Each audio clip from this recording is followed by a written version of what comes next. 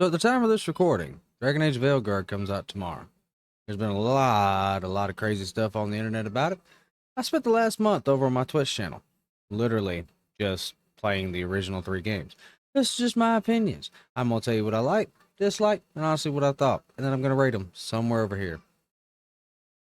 That takes us to Dragon Age Origins. Back from 2010, 2011, and BioWare, makers of Knights of the Republic and Jade Empire, made Dragon Age Origins, which at the time, I honestly thought it was one of the best games I ever played. But going back at it now, it's definitely a lot more aged than it used to be. You start off in the beginning picking one of these races, I guess you'll call them. Pick one of these races, and then you pick between a warrior, a rogue, and a mage. Pretty simple. You had two backgrounds per race, and then the classes had specializations. However, the mage had its own origin that was special. It didn't matter which race you picked. I don't think dwarves could be mages. Dwarves still can't be mages to this day. That's neither here nor there. You're given an amazing intro scene. And again, until finally we neared annihilation.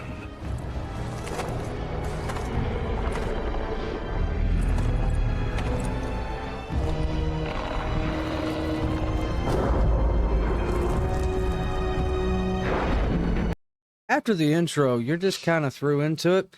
Hey, you're a Grey Warden now. Go. And it really establishes the lore of the game in general.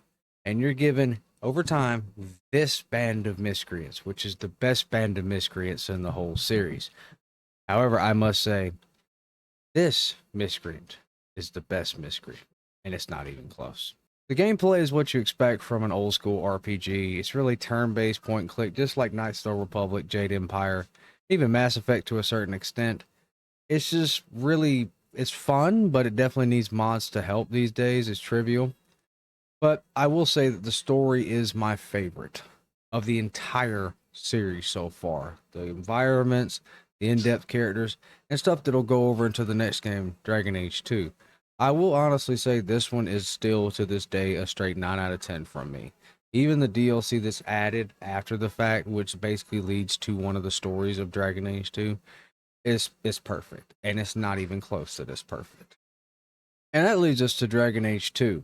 And honestly, for me, this is where the disappointment starts. Because while Dragon Age 2's intro, which I will not show because of spoilers, does kind of open and lead and makes you understand what's going on in the world at the time. When you get to character creation, you literally have to choose between a human male or female.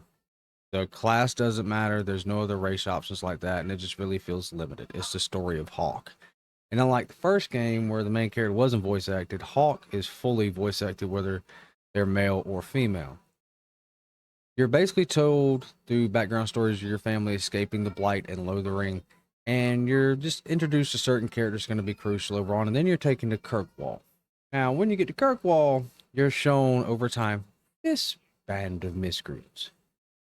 And this band of miscreants is not as good as the first band of miscreants, but it's still not a bad band of miscreants. However, I must say, this miscreant, right here, this one, is the best miscreant of the whole series.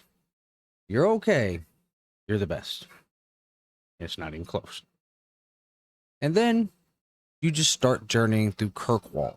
Now, my problem with Kirkwall is well, I'm just gonna let Warheit from a few days ago talk real quick.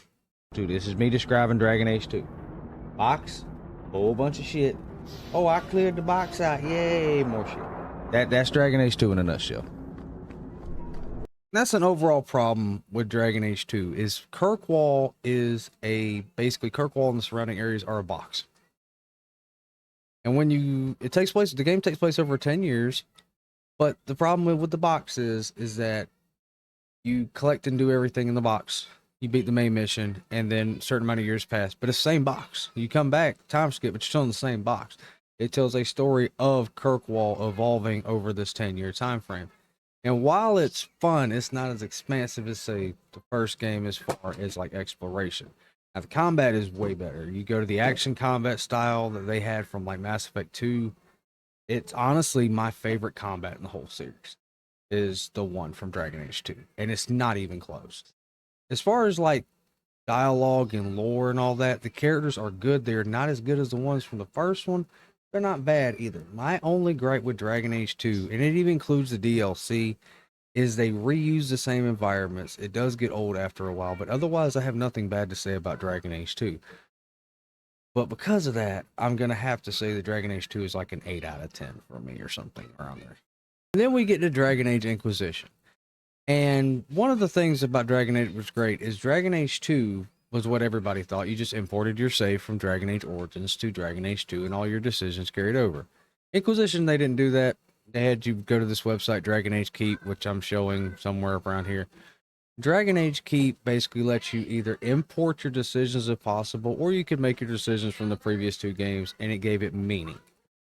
You go through the character creation, and fortunately they brought back the races from before and added Canary, which was just well deserved, but you still had your three major classes, and the races at least had some background to them, which was great, and I love that they brought that back.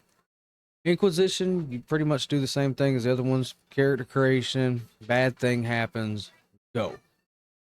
The problem is, you go. Instead of Origins being directed, but each environment was unique, or Kirkwall being the box, you're given these wide open areas. They're huge. But you're given this band of miscreants to do it with. This is the worst band of miscreants. There's not a single miscreant here that I cared about as much from the ones from the previous two bands of miscreants. But luckily, this miscreant came back, and he pretty much carries campaigns in Dragon Age Inquisition. The combat for the three classes is just middle. It's not as bad as Dragon Age Origins, but to me, it's not as good as Dragon Age 2 either.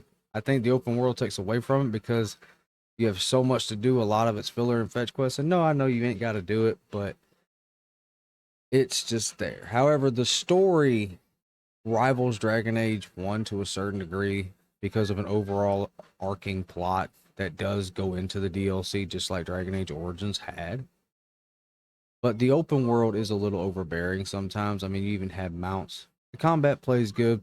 The main story is very well done. It's honestly an 8.5 out of me.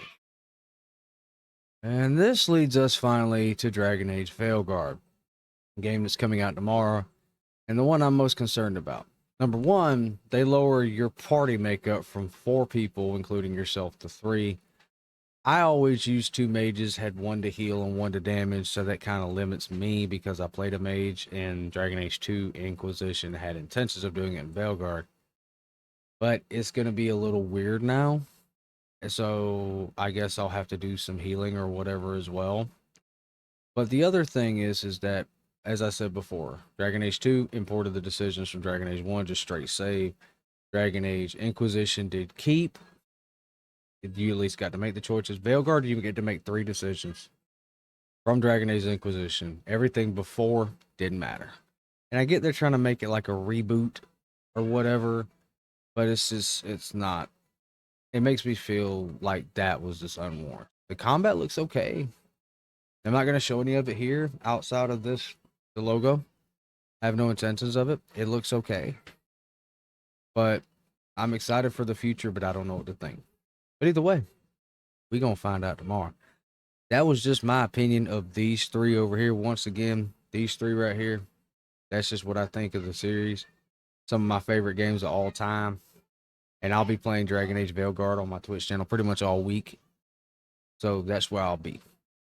Y'all take care and have a good day.